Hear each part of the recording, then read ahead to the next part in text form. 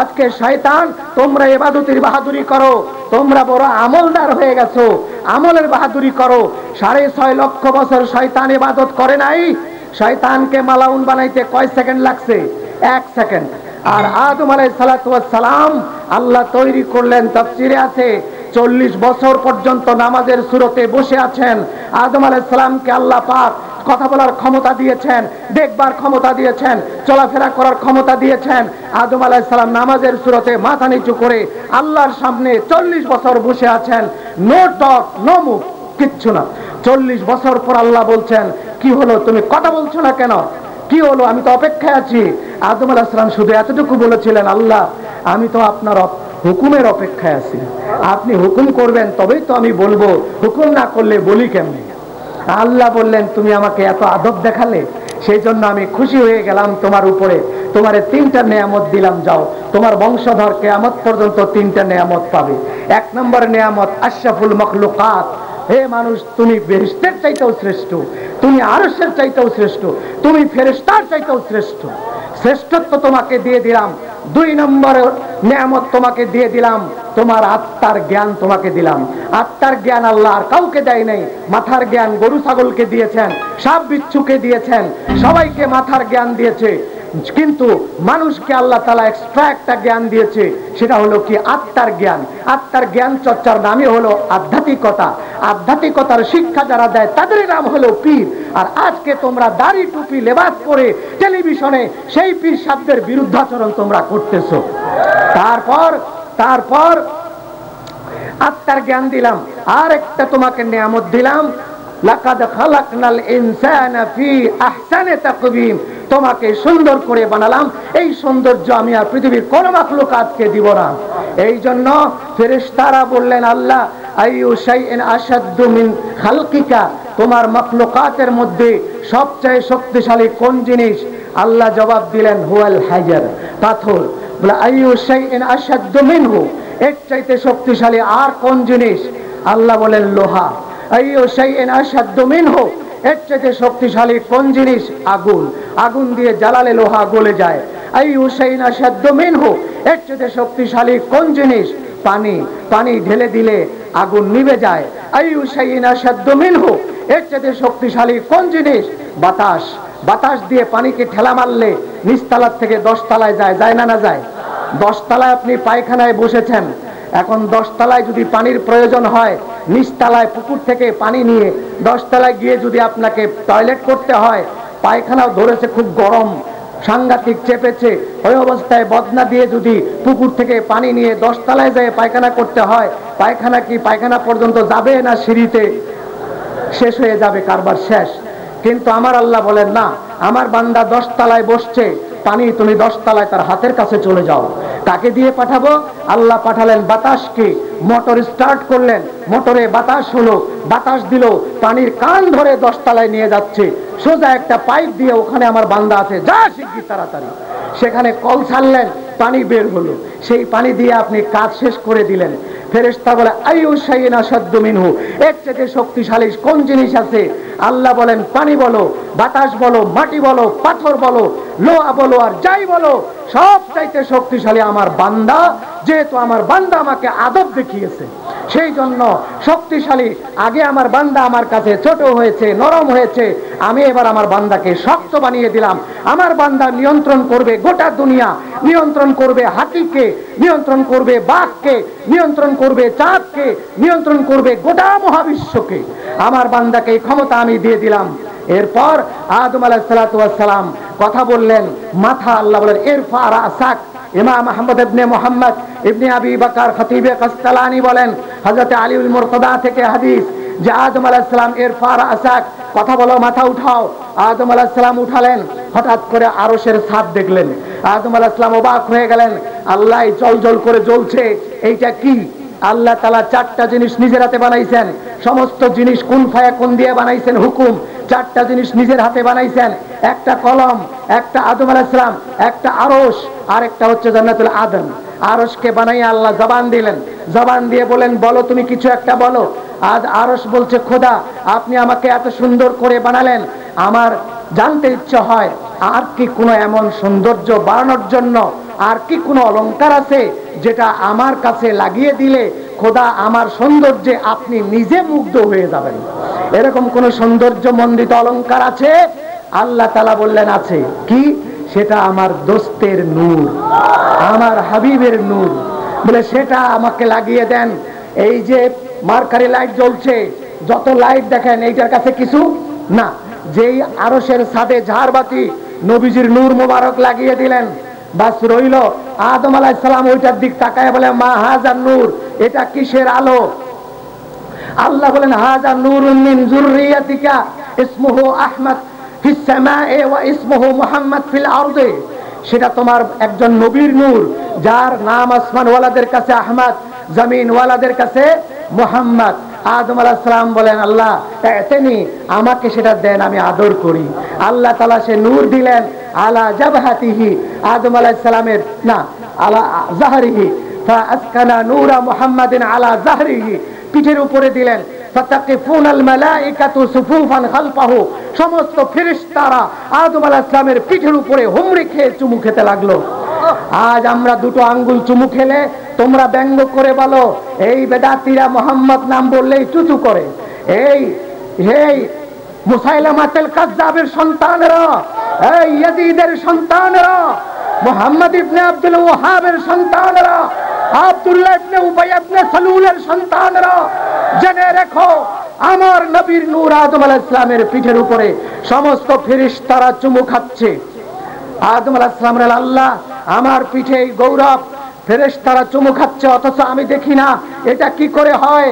আল্লাহ তাআলা সুম্মা আসকানা নূরা মুহাম্মাদিন সাল্লাল্লাহু আলাইহি ওয়াসাল্লাম আলা জাবহাতিহি, কপালে দিয়ে দিলেন। সমস্ত ফেরেশতারা কপাল চুমু খাচ্ছে। আদম আলাইহিস সালাম বলেন, খোদা কি বিপদ, আমার কপাল তো আমি দেখি না, আমার পিঠ আমি দেখি না। আল্লাহ কয়, তোমার যেমন চাওয়া আমার তেমন দেওয়া। আদম আলাইহিস সালামের হুঁশ হয়ে গেল। আদম আলাইহিস সালাম বলেন, খোদা সেই নূর আমাকে দেন। ফাজআলা নূরা মুহাম্মাদিন সাল্লাল্লাহু আলাইহি সাল্লাম ইন্নী আরা, এমন এক জায়গায় দেন যেন আমিও দেখি। ফাজআলা নূরা মুহাম্মাদিন সাল্লাল্লাহু আলাইহি ওয়াসাল্লাম আলা ইসবাইল মুসাববিহা, আল্লাহ তাআলা আদম আলাইহিস সালামের তর্জনী আঙ্গুলের মধ্যে সেই নূর দিলেন। আল্লামা শিহাবুদ্দিন আলুসি আল বাগদাদি রুহুল মানির মধ্যে লেখেন, আঙ্গুলের নাম ইসবাইল মুসাববিহা রাখা হয়েছে এই জন্য, ফাসাব্বাহা নূরা মুহাম্মাদিন সাল্লাল্লাহু আলাইহি ওয়াসাল্লাম তাসবিহান ওয়া হুয়া ইয়াকুলু আলহামদুলিল্লাহ আলহামদুলিল্লাহ আলহামদুলিল্লাহ।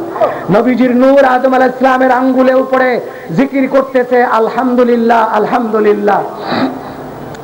আদম আলাইহিস সালাম আশ্চর্য হলেন। আশ্চর্য হয়ে আদম আলাইহিস সালাম পড়া শুরু করলেন, সুবহানাল্লাহ সুবহানাল্লাহ, আঙ্গুলে বলে আলহামদুলিল্লাহ, মুখে বলেন সুবহানাল্লাহ। চতুর্পাশে দর্শক মণ্ডলী ফেরেশতারা বলছে, আমরা কি করে চুপ থাকতে পারি? এক পয়গম্বর বলছেন আলহামদুলিল্লাহ, আরেক পয়গম্বর বলছেন সুবহানাল্লাহ, আমরা কি চুপচাপ দাঁড়াতে পারি? সমস্ত ফেরেশতারা চিৎকার করে বলতে লাগলো, আল্লাহু আকবার আল্লাহু আকবার আল্লাহু আকবার। আল্লাহ খুশি হলেন, এই তিনটা তাসবিহকে নূরের ফুল বানাইয়া আরশে ঝুলায় রাখলেন। কবে কাজে লাগাবেন? সেই দিন কাজে লাগাবেন বলছি। ফাসুম্মা রুদিদাতিন নূর আলা জাহরিহি, এরপর আদম আলাইহিস সালাম এই যে আঙ্গুলে চুমু দিলেন, ফাকাব্বালাহু, আদম আলাইহিস সালামের আঙ্গুল যখন জিকির করছে সেই নূর মুবারককে আদম আলাইহিস সালাম চুমু দিয়ে চোখের মধ্যে লাগিয়ে দিলেন। সেই থেকে আমরা আদম আলাইহিস সালামের সুন্নাত পালন করছি। আমার নবীর নাম শুনলে চোখ ঠান্ডা করি। আর ইবলিস শয়তান হয়েছে বেয়াদবি করার কারণে। কার সাথে? আদম আলাইহিস সালামের সাথে। উসজুদ লি আদম, আদমকে সিজদা করো। যখন সিজদা করলো না, আল্লাহ জিজ্ঞেস করলেন, মা মানআকা আল্লা তাসজুদ ইজ আমারতুক, আমি নিজে হুকুম করলাম তারপরে তুমি সিজদা করলে না। মানুষে বলে শয়তানের ভুল নাই, ভাই মানুষেরই ভুল আছে, এটা আরেকটা মিথ্যা কথা। শয়তান ভুল করেই তো শয়তান হইছে। শয়তান যদি ভুল না করতো, শয়তানের বুদ্ধি থাকলে দুইটার একটা জবাব দিত। আল্লাহ যখন বলেছেন কেন সিজদা করলি না, শয়তান সহজ সরল ভাবে যদি বলতো, আল্লাহ বুঝতে পারি নাই, ভুল হয়েছে, আবার সুযোগ দাও, তাইলে হয়তো একটা পথ খুলে যেত। আর তা না বলে যদি আরেকটা চালাকের জবাব দিত, খোদা আপনি তো আমাকে হুকুম করেন নাই, আপনি বলেছেন ফেরেশতাদেরকে সিজদা করার জন্য, ফেরেশতাদেরকে বলেছেন আমি তো ফেরেশতা না, আমি জিন, আমি কেন সেজদা করব? তাইলে একটা পথ হতো। দুইটা না বলে মাঝখানে বলেছে কেন আমি সেজদা করব?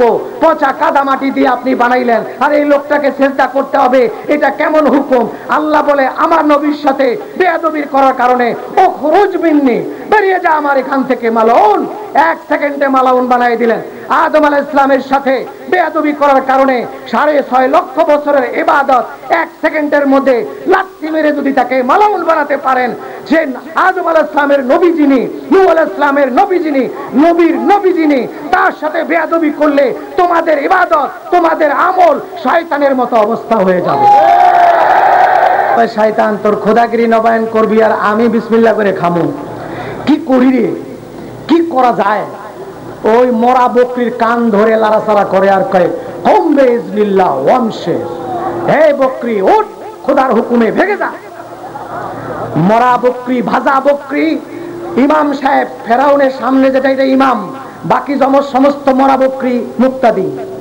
ইমাম সাহেব যেই কান ধরে ঘুরাইছে, বকরি জিন্দা হয়ে মরা বকরি দৌড় দিতেছে, তার পিছনে পিছনে হাজার হাজার বকরি দৌড়ায় পালাচ্ছে, সব টেবিল খালি। বকরি চলে গেল, মুসা আলাইহিস সালাম দৌড়ায় যায় আসিয়া আলাইহিস সালামের আঁচলের নিচে পালালেন। মা আজকে তো আরেক কাজ করেছে। মা বলছে বেটা তুই ডেলি ডেলি একটা করে ভেজাল লাগাও, আর আমার বিপদ। আজকে যে কোনটা করছো আল্লাহই জানে। বলে আজকে এই কাজ করেছি। এইটা করেছো? বলে হ্যাঁ। বকরি সব চলে গেছে? বলে হ্যাঁ। চুপ থাকো তুমি। সবাই বলতেছে খোদা সাহেব আপনি আমাদেরকে এরকম বেইজ্জতি করলেন, আমাদের সামনে খাবার দিয়ে সেই খাবারটা নিয়ে গেলেন, এর চেয়ে বড় বেইজ্জতি কি হতে পারে? ফেরাউন কয় চুপ, তোমাদের বেইজ্জতি? আরে আমার সামনে যেটা ছিল এটাও তো নাই, আমিও তো বেইজ্জতি। আমার সামনেরটা নিয়ে গেছে বেটা, আর তোদেরটা নিয়ে টানাটানি, আমারটাও তো ভাগছে। বকরি দৌড়ায়। আমার আল্লাহ বলেন এ বকরি রে যাও যাও, সাল ছাড়া বকরি দৌড়াও, আমি তোমাদেরকে ছালও দিব, লম্বা লম্বা পশমও দিব, চলে যাও তোমরা। এই ছালওয়ালা আর লম্বা পশমওয়ালা বকরি মিশরে পাওয়া যায়, আমরা মিনা বাজারে কোরবানি করি, সবচেয়ে দামি বকরি ওই বকরি, ধূসর রঙের, এই বালুর রঙের বকরি, লম্বা লম্বা পশম, এই বকরিগুলা হলো ওই বকরির জাত। চলে গেল বকরি। মুসা ফেরাউন সমস্ত সেনাবাহিনীকে বলো চলো আজকে এটাকে মারতে হবে, এইটাই আমার সেইটা, যার জন্য আমি লক্ষ মানুষ মেরেছি। তলোয়ার নিয়ে গেল, এই আসিয়া ছেলে দিয়ে দে, না হলে তোকে শেষ করে দিলাম। আসিয়াকে আজকে আমি ছেলে দিয়ে দিলাম, তোমাকে নিয়ে যাও, মেরে ফেলো, আমার আপত্তি নাই, কিন্তু আমার কানে কানে একটা কথা শুনে যাও। কি? তাড়াতাড়ি বল।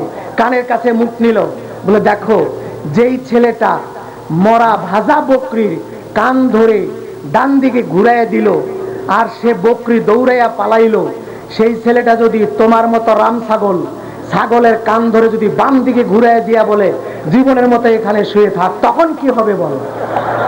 কারণ যেই লোক মরা জিন্দা করতে পারে সেই লোক কি জিন্দা মুর্দা করতে পারে না?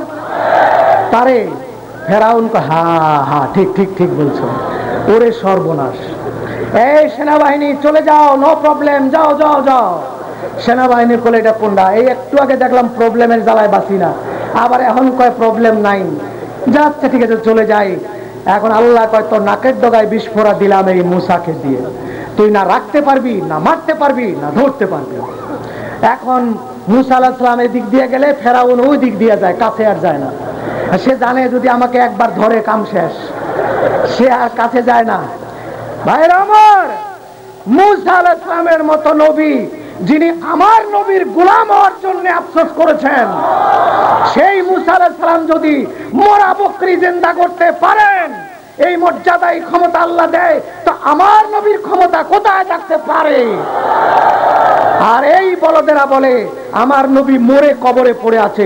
ইন্না রাসূলুল্লাহ কাদ মাতা, রাসূলুল্লাহ হায়াতুন নবী, জীবনটা 3 ভাগ তার। যখন পৃথিবীতে আসেন নাই তখনও তিনি পৃথিবীর খবর নিয়েছেন।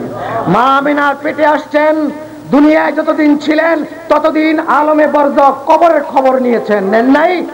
হাদিস শরীফে আছে রাসূলুল্লাহ কবরের পাশে দিয়ে যাচ্ছেন, হঠাৎ করে সাহাবায়ে কেরাম নিয়ে থেমে গেলেন।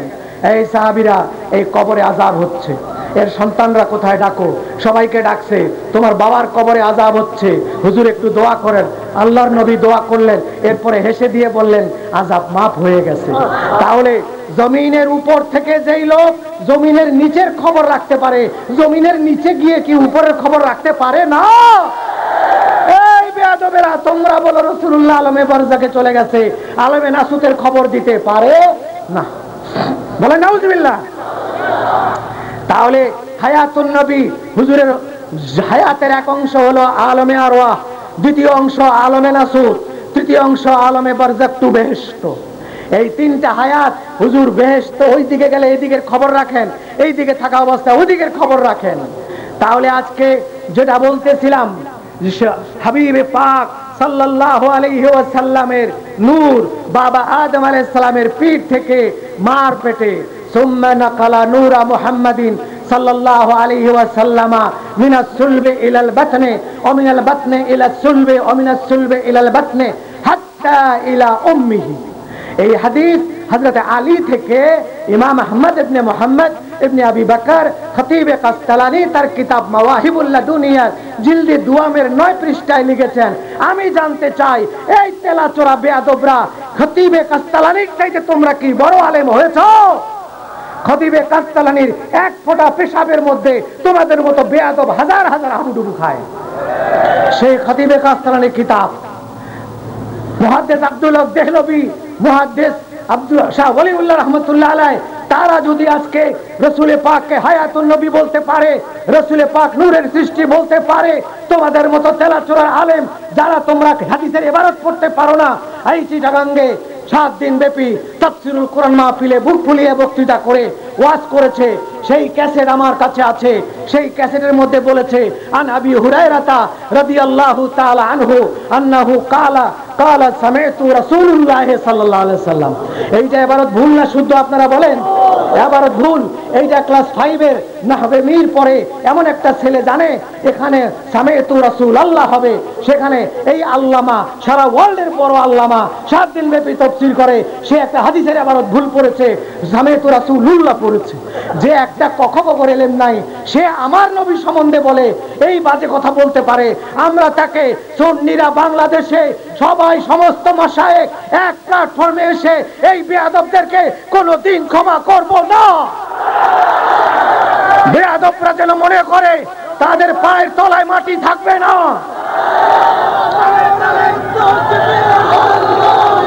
শুধু শোনেন শোনেন, আমরা একা নই, আপনারা চিটাগংবাসী একা নয়, আপনাদের সাথে সিলেট আছে, আপনাদের সাথে সারা বাংলাদেশ আছে, আপনাদের সাথে ভারতের সুন্নিরা আছে, কেরালার সুন্নিরা আছে। কেরালায় মৌলানা আল্লামা আবু বকর, তিনি তার মাদ্রাসায় সৌদি আরব, মিশর, লেবানন, লিবিয়া, ইরাক এই সব দিক থেকে প্রায় 25 জন আলেম নিয়ে এসে ইন্টারন্যাশনাল কনফারেন্স করেছে। সেই কনফারেন্সের ক্যাসেট আমার কাছে আছে। সেখানে সৈয়দ আব্দুল্লাহ সৌদি আরব থেকে নিয়ে শুরু করে সমস্ত মিডল ইস্টের বড় বড় আল্লামা সাবুনি সেখানে ছিলেন। সবাই মিলাদ কিয়ামে দাঁড়ায় মিলাদ করছেন। ওইখানে ভারতের বেয়াদব গুস্তাখ রাসূল সামনে বসা ছিল, ওইটা দাঁড়ায় নাই, বসে আছে। আল্লামা সৈয়দ আব্বাস লাঠি দিয়ে গুতা মেরে উঠাই দিছে, উঠ, এক গুতায় দাঁড়ায় গেছে। এই সিটির মধ্যে আপনারা দেখবেন যে গুতা দিয়ে তুলতেছে, ওঠ হোম হোম হোম হোম, গুতা দিয়ে তুলছে। সুতরাং আমরা তোমাদেরকে, সময় আসছে যেদিন তোমাদেরকে আমরা পাছার মধ্যে গুতা দিয়ে খাড়া করব, সেই সময় আসছে, বেশি দিন দূরে নয়। শুধু আমরা বিপদে আছি একটু, আমরা যেন এই মতামতকে, আমার আবার সেই অনুরোধ, আমরা সেটা সেদিনই পারবো। এরা যদি এমনি দাঁড়াতে না চায়, তাদের কানে ধরে আমরা দাঁড়া করাতে পারবো। সেই দিন যেদিন আমরা বাংলাদেশের সুন্নি বলতে আমরা যা আছি মতভেদ না করে আমরা এক প্ল্যাটফর্মে আসতে পারবো, একজনকে ইমাম মানতে পারবো, বাকি আমরা সভাপতি হব, বাকি সেক্রেটারি হবে, সব মুরব্বীরা আপনারা হবেন। আমরা সিপা সাপা সালার বুকের তাজা রক্ত ঢেলে দিতে প্রস্তুত, কিন্তু আমরা আপনাদেরকে দেখতে চাই, আপনাদেরকে এক দেখতে চাই। আমরা আমরা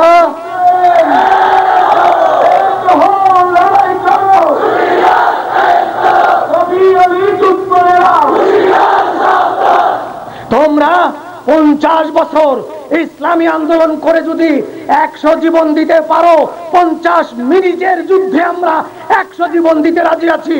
আমরা আমাদের বুক খোলা রইল, আমরা রক্ত দিতে প্রস্তুত, জীবন দিতে প্রস্তুত, কিন্তু পায়ে ধরি আমরা আপনাদেরকে এক দেখার জন্য চাই।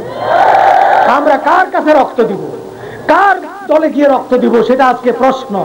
এই প্রশ্নটা দূর করতে হবে আমাদেরকে আগে। সৌদি আরবে আমি গিয়েছি, সেখানে বাঙালি তাবুকে থাকে, তাবুক থেকে দৌড়ে এসে আমাকে ধরেছে, ফারুকি ভাই আমরা আহলে হাদিস হয়ে গেছিলাম, আমরা এখানে হাত বাঁধতাম, আমরা লামাযহাবী হয়েছিলাম, কিন্তু আপনার অনুষ্ঠান শুরু হওয়ার পর, এই অনুষ্ঠানে আলেমদের আলোচনা শুনবার পর আমাদের দিমাগ ঘুরে এসছে, আমরা বুঝতে পেরেছি এখন আমরা আর আহলে হাদিস নই। আপনারা যারা আলোচনা করেন এই অনুষ্ঠানে, আমি তো কিছু না, আমি শুধু লিয়াজ মেনটেন করি, আলোচনা তো করে আলেমরা আলোচনা করেন। এই চিটাগঙ্গের জামে আহমদিয়া সুন্নিয়ার শেখুল হাদিস আল্লামা সাহেব ওবায়দুল হক নঈমি, আল্লামা ওসিউর রহমান সাহেব প্রিন্সিপাল মহোদয়, তারা মাওলানা আব্দুল মান্নান সাহেব, মাওলানা ইব্রাহিম আল কাদরি, মাওলানা শাহ মাইনুদ্দিন আশ-শাফি এবং এই ধরনের আরো বহু আলেম তারা আমাদের চ্যানেল আইতে আলোচনা করেন। আরো যারা আছেন প্রত্যেককে আমরা নিয়ে যাব, সেখানে আলোচনা করাবো। ঢাকা থেকে আমরা সুন্নি আলেমদেরকে নিয়ে আলোচনা করি। এই আলোচনা চলতে চলতে দেশের মানুষ হোঁচট খেয়েছে, তারা বছরের পর বছর, যুগের পর যুগ তারা এই কথা মানুষের মনে ঢুকায় দিয়েছে। ইয়া নবী সালামু আলাইকা বলা যায় না, দাঁড়ানো যায় না, মিলাদ পড়া যায় না, ইসালে সব করা যায় না, ওরস করা যায় না, কবর জিয়ারত করা যায় না, মানুষের জেহেনের ভিতরে বসে গেছে। আর আমরা যুগের পর যুগ এইভাবে কেটেছে। আজকে আমরা যখন আমাদের চ্যানেলে কিতাব খুলে দিয়ে কোরআন ও হাদিস থেকে আমরা দলিল দিয়েছি, জনগণ থমকে গেছে। আর সর্বনাশ বলে কি? আমরা চ্যালেঞ্জ করেছি টেলিভিশনে, যে কোনো মুহূর্তে যে কোনো জায়গায় আপনাদের সঙ্গে খোলামেলা আলোচনায় কিতাব নিয়ে বসতে রাজি। আমার অনুষ্ঠানে আমি কোনো আন্তর্জাতিক বক্তা দিয়ে আমরা অনুষ্ঠান করি না, আমরা অনুষ্ঠান করি এলেমের তাবাহুরাত যাদের আছে, যারা এলেমের দরিয়া, আমরা জ্ঞানের দরিয়া দিয়ে অনুষ্ঠান করি, আমরা চাপা দিয়ে অনুষ্ঠান করি না। এ কথা আমি বলেছি এবং তাদেরকে আহ্বান করা হয়েছে। আজ পর্যন্ত কোনো সাড়া তাদের নেই, কোনদিন তারা সাড়া দিতে পারবেও না যদি আমার নবীর নজরে করম রহম থাকে। হাজেরিন, আপনারা শুনে আশ্চর্য হবেন, এই ব্রাহ্মণবাড়িয়া ঈদগাহ ময়দানে 2 দিন ব্যাপী তাফসীর মাহফিলে আমাকে নিয়েছে। আমি জানি না যে সেখানে বহু আল্লাহ ওলিদেরকে বেইজ্জত করেছে, আল্লামা জলিল সাহেবকে সেখানে বেইজ্জত করেছে, আমার জানা নাই। আমি সেখানে গিয়েছি, ব্রাহ্মণবাড়িয়ার সবচেয়ে বড় এক মাদ্রাসার মুফতি, তিনি সেখানকার সভাপতি। আমাকে আগে বলে দিলেন, মাওলানা সাহেব আপনি নতুন নতুন মানুষ, এখানে আল্লাহুম্মা সাল্লি আলা কয়ে ঠেলা মারবেন না, তাইলে আপনার জান শেষ। বহু আলেম এখান থেকে বেইজ্জত হয়ে গেছে। আমি চিন্তা করলাম, খাইছে রে, এমন এক জায়গায় আসলাম, ঠিক আছে হিকমত করতে হবে, তাই না? সব জায়গায় সরাসরি তলোয়ার চলে না, একটু হিকমত। সেখানে আমি সেই দিন প্রথম দিন তাফসীর সূরা নামাল করেছি, সূরা নামালের তাফসীর শুরু করেছি। আমি দরুদ শরীফ জোরে পড়ি নাই, ওদের কথা মতো আল্লাহুম্মা সাল্লি আলা সাইয়্যিদিনা মুহাম্মাদ, ওরা মিজমা মাসি খেদায় পেন পেন পেন পেন করে এই ওদের দরুদ। আরে আমার নবীর প্রতি রহম হোক, এই কথা বলতে তোদের এত লজ্জা? নতুন বরের মতো মুখে রুমাল দিয়ে বলতে হবে না? আমি বললাম প্রথম দিন কি করব, দরুদ শরীফ পড়ে কোন রকম তাফসীর শুরু করলাম। আল্লাহকে বললাম, খোদা আজকের এই তাফসীর যেন এখানে আমার নবীর শান প্রতিষ্ঠা করতে পারে, তুমি আমার মুখ দিয়ে তা বের করে দাও। এমন এক জায়গায় নিয়ে তাফসীর রেখে দিলাম, বললাম আজকে আর নয়, আগামীকালকে। পরের দিন আপনারা যতগুলো লোক হয়েছেন তার থেকে আরো 1.5 গুণ বেশি হবে। এত লোক হলো, ঈদগাহ ময়দান কানায় কানায় ভরে গেল। ওরা মাদ্রাসার প্রায় 12-14 জন শিক্ষক, 100 জন ছাত্র চতুর্পাশে ঘিরে বসে আছে। ওরা তো জানে যে হুজুর তার দরুদ পড়বো না, পাই গেছি গা হুজুরে। পরের দিন মাশাআল্লাহ আমি আল্লাহুম্মা যেই টান দিছি, দরুদ শরীফ যেই পড়ছি, আর আজকে কপালে যা আছে, যেই দরুদ শরীফ পড়ছি, হঠাৎ করে একজন দাঁড়ায় গেল, এই হুজুর কি করেন কি করেন, এক ধমক দিছে আমারে। আমার কান গরম হয়ে গেছে। আল্লাহ, আমি বললাম চোখটা বন্ধ করে রওজা শরীফের দিকে তাওয়াজ্জু করলাম। আমি বললাম, হুজুর আমি মার খাই, যদি আপনি খুশি হন তোরা মারুন, আমার মতো আদনা গোলাম আমার পিঠে ওরা মারবে, আমি ছাড়বো না এদেরকে, আমি দরুদ পড়বো। ওরা আমাকে মারবে, যতগুলা পিটান দেবে, আপনার কি কষ্ট লাগবে না হুজুর? আপনার একটা গোলাম মার খাচ্ছে, আপনি একটু এদিকে নজর দেন। চোখটা বন্ধ করে কয়েক মিনিট পর আমি বললাম, দেখেন ভাই, এই বেদাতটা ছাড়া আমি আসলে পারবো না, আমি তো মেহমান মানুষ, ওয়াজ করতে হবে আমাকে এমন কথা নয়। আমি তফসির করেছি, বাকি তফসির আপনারা করেন, আপনারা ওয়াজ করেন, আমি শুধু বসে বসে শুনবো, আমি চলে যাব, আমি এই বেদাত ছাড়া পারবো না। এই নেন মাইক। যেই দিছি, রসুলের তাওয়াজ্জুহ কি জিনিস দেখুন, যেই দিয়েছি, এখন চুপচাপ। এখন কি করবো? আমি যদি জোর করে বলতাম আমি পড়বোই, তাহলে মারতো। আমি ঠিক আছে ভাই, পড়বো না, আমি ওয়াজও করবো না, আমাকে তো আপনারা কিনে আনেন নাই, ঠিক আছে আপনারা করেন। এখন জনগণ একজন করে দাঁড়ায়, কি হলো, কি হলো, কি হলো, কি হলো, কি হলো, খারাইতে খারাইতে সব খারাই গেছে। এখন কয় এই জঙ্গলগুলারে ধর, এই জঙ্গলের এখানে কে আনছে? এরা আমাদেরকে বাইরের আলেমের কথা শুনতে দেয় নাই। যেই কইছে জঙ্গল ধর, বড়টা যেটা সভাপতি, যেটা ধমক দিছিল, ওরে কয় শিগগির হুজুরের পায়ে ধর, শিগগির শিগগির। আর ওটা আইসা অগত পাও টিপার অভ্যাস আছেই, ওরা আমার পায়ে টিপে আর কয় ভারকি ভাই কোন কোন মিলাপ করেন করেন করেন করেন করেন। পাও টিপে আমার ব্যথা কমাই হালাইলো। আমি চিন্তা করলাম যে লেবু আর বেশি টিপা যাবে না, আর বেশি চিপলে তিতা হয়ে যাবো গা, এই বেটাদের চাবুক বেশি হয়ে গেছে। এবার আমি চুপ করে বললাম, ভাই থামেন, আমি তফসির করবো ইনশাল্লাহ, বসেন। সবাই বসলো। বলে ভাই তফসির করব, তার আগে আমাকে 10টা মিনিট সময় দেন, আমি যা বলি তা শুনবেন। বলে হ্যাঁ বলেন। ব্যাগের থেকে একটা কিতাব বার করলাম, নাম হইল তাসাউফ তত্ত্ব। কে লিখেছে? শামসুল হক ফরিদপুরি সাহেব। আপনারা বলেন উনি কি পাগল না ছাগল? বলে একটাও না, উনি আমাদের সদর সাহেব। বলে সদর সাহেব? বলে হ। এই যে সদর সাহেব বলেছেন, বাকি রহিল মিলাদ ও কিয়াম, এটা শরীয়তের কোনো বিষয় নয়, এটা তাসাউফের বিষয়। যার অন্তরের মহব্বত যতটুকু সে সেভাবেই পড়বে, তাতে কারো আপত্তি করা উচিত নয়। একজনও যদি দাঁড়াইয়া যায় ইয়া নবী সালামু আলাইকা বলে, বাকি সকলের দাঁড়ানো ওয়াজিব। না দাঁড়াইলে রাসূলুল্লাহর সঙ্গে বেয়াদবি হবে, বেয়াদবি করার কারণে ঈমান নাও থাকতে পারে। এই যে কিতাব, এটা কি আমার কথা না আপনাদের কথা? সবাই কয়ে এটা আমগো কথা। তাহলে আমার দোষ কি, ওরা আমারে মারে কে? এই কয়ে যেই তাকাইছি, দেখি একটাও নাই, পিছনে কাপড়ের তল দিয়ে সব গেছে। আমার মন খালি, সব ভাগছে। আমি রাত 4টা পর্যন্ত ওয়াজ করে দাঁড়াইয়া মিলাদ কিয়াম করে দোয়া করে, তারপরে ওরা রাত্রে আমাকে হুন্ডা দিয়ে গাড়ি দিয়ে ভৈরব পার করে দিয়ে গেল। আমি মাইরও খাইলাম না, কিচ্ছু না। আচ্ছা তোরা আইসা পড়লাম। পরে ওরা খবর দিছে, হুজুর এই ব্রাহ্মণবাড়িয়ার জমিনে পিছনের জীবনে কোনোদিন এত বড় মায়ের এরা খায় নাই। আজকে যে মায়ের খাইছে এরা, এই মায়ের জীবনেও খায় নাই। এটা কি আমি ফারুকের ক্রেডিট না আমার নবীর কদমের তাওয়াজ্জুহ? আমার নবীর এই চর, এই থাপ্পড় ওরা খেলো, কার থাপ্পড় খেলো? আমার নবীর থাপ্পড়।